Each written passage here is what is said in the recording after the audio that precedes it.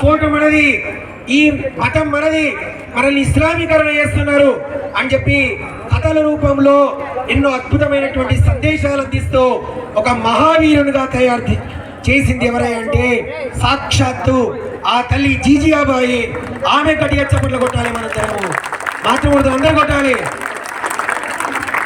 దీని ద్వారా ఏం తెలుసుకోవాలంటే ఒక తల్లి ఒక తండ్రి తలుచుకుంటే ఆ పిల్లల్ని ఈ సమాజానికి ఉపయోగపడే విధంగా మారుస్తారు.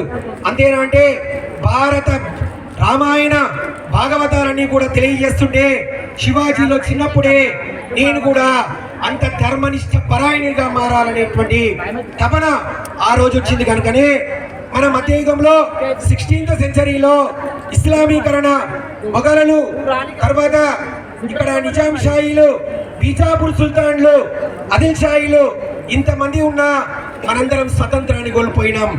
మన రాజులందరూ కూడా బానిసలుగా బతుకుతున్నారు.